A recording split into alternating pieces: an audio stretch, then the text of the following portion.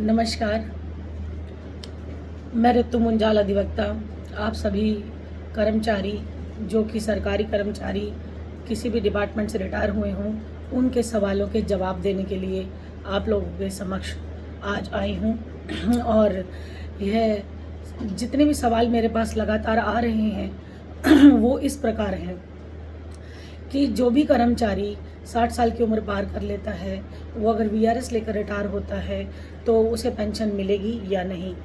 कुछ कर्मचारी जिनको डिपार्टमेंट्स ऑप्टेड कर देते हैं या नॉन ऑप्टेड कर देते हैं या ऑप्टेड आउट की स्टैंप लगा देते हैं, उनको पेंशन मिलेगी या नहीं। या जिनका शेयर जो है सैलरी में से कट रहा है और ईपीएस वाली पेंशन उनको मिलेगी या नहीं। या फिर जो केंद्र सरकार की स्कीम है नेशनल पुरानी पेंशन जो है ओल्ड पेंशन स्कीम, तो ओपीएस, उसके तहत आपको पेंशन मिलेगी या नहीं। तो काफ़ी सारे सवाल और जद्दोजहद आप लोगों के मन में चलती रहती है और सभी जानने के इच्छुक हैं कि हमारी पेंशन का क्या होगा। साथ साथ हमारे एरियर जितने साल सर्विस की उसके बदले में उसकी एवज़ में हमें क्या मिलेगा,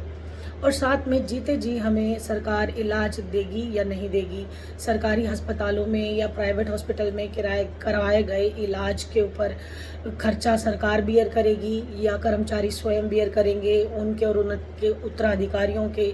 जो इलाज हैं या उनकी दवाइयाँ हैं, उनकी चिकित्सा सुविधाएं हैं, उनके लिए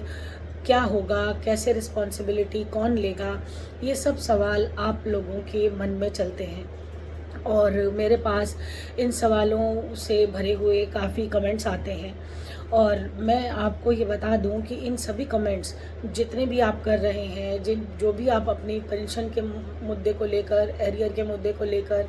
या फिर मेडिकल फैसिलिटीज़ के मुद्दे को लेकर जो आप जद्दोजहद कर रहे हैं, या आपके पैसे का काम जो पेंशन का काम है वो नहीं हुआ है अभी तक, एरियर का नहीं हुआ है, या चिकित्सा सुविधाएं आपको कार्ड्स बन गए हैं पर मिल नहीं रही हैं, इन सब के जवाब लेकर आज मैं आपके बीच में मौजूद हूँ।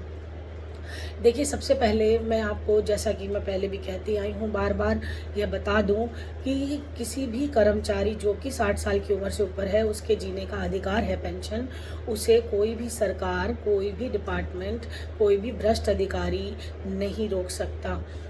सुप्रीम कोर्ट, हाई कोर्ट ने बार बार अपनी नंबर ऑफ जजमेंट्स में कहा है आपको पेंशन मिलेगी। अब डीटीसी के उन कर्मचारियों की बात करें जो कि वीआरएस लेकर रिटायर हुए थे। वीआरएस की एक पॉलिसी जो कि 93, 94, 95 में कर्मचारी रिटायर हुए थे, उनके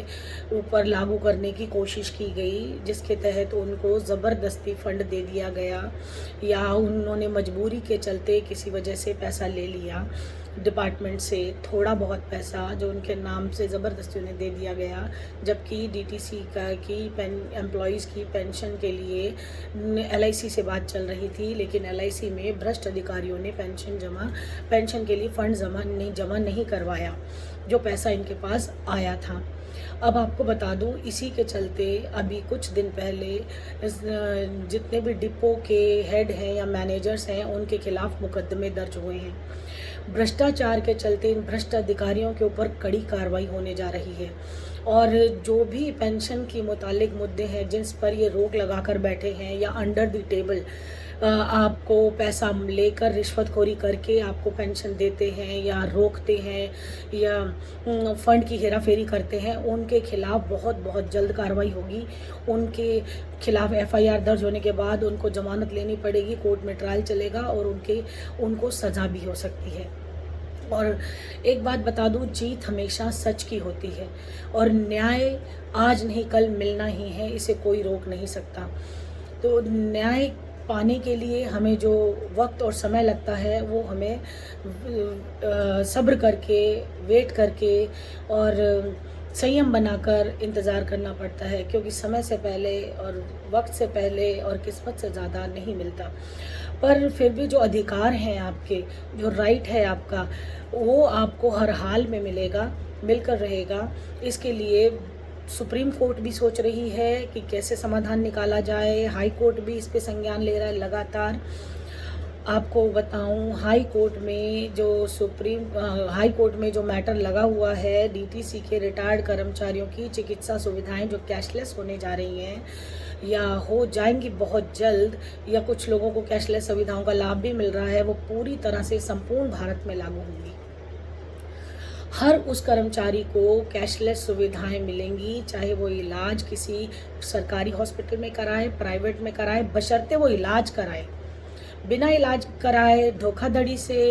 मेडिकल क्लेम लेना भी गलत है। तो आप इस चीज़ से बेचिंत हो जाइए। अब रही बात opted, non opted, opted out जैसे शब्दों की, इनको भी हाई कोर्ट और सुप्रीम कोर्ट ने ख़त्म कर दिया है। जैसे कि वीआरएस के टाइम पे लिए हुए फंड को, जो कि कर्मचारियों ने वीआरएस के टाइम पे फंड रिलीज़ करवाया था या लिया था थोड़ा बहुत या ज़बरदस्ती दिया गया था, उसको भी उषा मेहरा की जजमेंट ने 2010 में ये कहकर ख़त्म कर दिया था कि वो पैसा आपको देने की ज़रूरत नहीं है। आपका एरियर का पैसे में जो माइनस करके उस फंड को बाकी का पैसा आपके अकाउंट में ट्रांसफ़र किया जाएगा। पहले कंडीशन ये रखी गई थी कि वो जो एरियर का पैसा आपने लिया है उसको आप विद इंटरेस्ट वापस कर दें, परंतु आज की डेट में हम 2023 की बात कर रहे हैं और आज दिनांक 1 सितंबर 2023 मैं आपके सामने इस बात को क्लियर कह देना चाहती हूँ स्पष्ट शब्दों में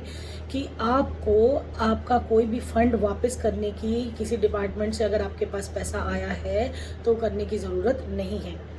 opted, non opted, opted out जैसे शब्दों को भी ख़त्म कर दिया गया है, क्योंकि ये भ्रष्ट अधिकारियों की भ्रष्ट राजनीति का ही एक हिस्सा है और भ्रष्ट अधिकारियों के साथ साथ भ्रष्ट राजनीतिज्ञों के दिमाग की एक उपज है, जिसका कानून से कोई लेना देना नहीं है, सीसीएस पेंशन रूल से कोई लेना देना नहीं है। सीसीएस पेंशन रूल और ऑफिस ऑर्डर 16 डीटीसी कर्मचारियों की रिटायर होने के बाद उनके जीवन के अधिकार को, पेंशन को नहीं छीनता, बल्कि उनके खाते में पेंशन ट्रांसफ़र की जानी चाहिए। वित्त मंत्री को या वित्त सचिव को जो तलब किया है सुप्रीम कोर्ट ने, उसमें 19 सितंबर 2023 की डेट लगी है, जिसमें हम लोग भी उस कोर्ट में पेश होंगे, हाई कोर्ट में।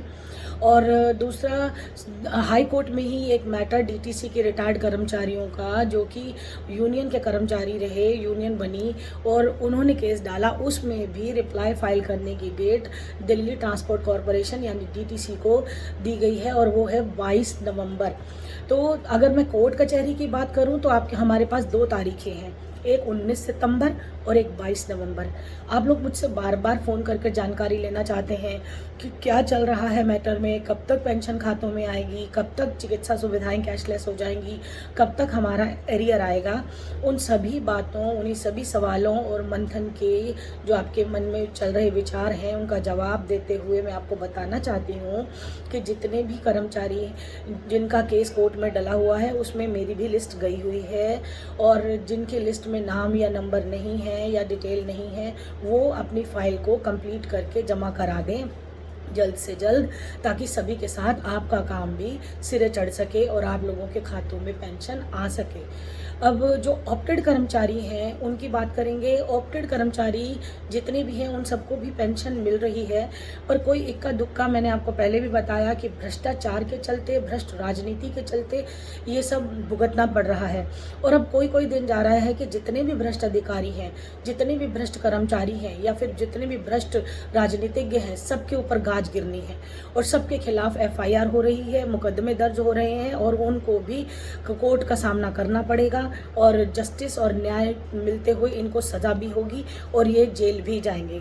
और आप जितने भी कर्मचारियों की पेंशन या एरियर का मुद्दा कहीं भी रुका हुआ है, उसको बहुत जल्दी समाधान मिल रहा है। ऑप्टेड कर्मचारियों को पेंशन मिल रही है, नॉन ऑप्टेड, ऑप्टेड आउट जैसे वर्ड ख़त्म कर दिए गए हैं और जितने भी वीआरएस लेकर कर्मचारी रिटायर हुए थे, वीआरएस, उनको भी पेंशन का अधिकार मिल रहा है और मिलकर रहेगा। बहुत जल्द उनके खातों में भी पेंशन होगी। और तीसरी बात, जो कि ईपीएस के कर्मचारी हैं, जो ईपीएफओ की पेंशन अपने अंशदान में से, यानी कि जो पैसा उन्होंने